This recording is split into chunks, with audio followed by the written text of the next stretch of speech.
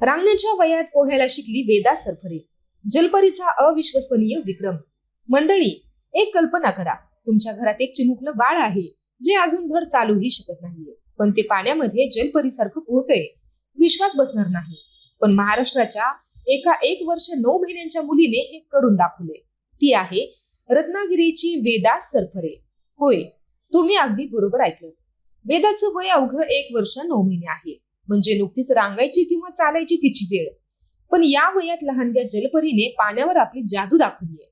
वेदाने फक्त 10 मिनिटांमध्ये तब्बल 100 मीटरचं अंतर पोहून पूर्ण केलं आणि एक ऐतिहासिक विक्रम रचला। तिच्या या अविश्वसनीय कामगिरीमुळे वेदा सरफरेचं नाव थेट इंडिया बुक ऑफ रेकॉर्ड्स मध्ये भारतातील सर्वात कमी वयाची जलतरणपटू म्हणून नोंदवलं गेलं आहे। रत्नागिरीच्या या चिमुकल्या स्टार जलतरणपटूचे कौतुक आज संपूर्ण महाराष्ट्रभर होते।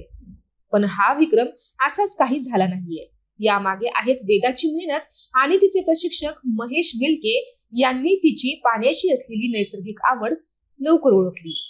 वेदा जेमतेम चालू लागण्याआधीपासूनच, म्हणजे अगदी 11 महिन्यांची असल्यापासूनच तिचं प्रशिक्षण सुरू झालं। प्रशिक्षक महेश विलके यांनी खेळ, मजा आणि सुरक्षितता या 3 गोष्टींचा समतोल ठेवत तिला सराव दिला। पाण्याबद्दलची भीती नाही, तर आत्मविश्वास वाढेल यावर त्यांनी भर दिला। त्याचाच परिणाम आहे की वेदा आज कोणत्याही ठिकाणी, मग तो स्विमिंग पूल असो की एखादं तळ, अत्यंत आत्मविश्वासाने पोहते। तिची जिद्द बघून मोठे लोकही थक्क होतात। वेदाच्या प्रशिक्षकांनी म्हटलंय की वेदाचा हा पराक्रम रत्नागिरीच्या क्रीडा इतिहासात सुवर्ण अक्षरांनी लिहिला जाईल। इतक्या लहान वयात तिने ती जी जिद्द दाखवली ती इतर लहान मुलांसाठी नक्कीच एक मोठी प्रेरणा ठरणार आहे।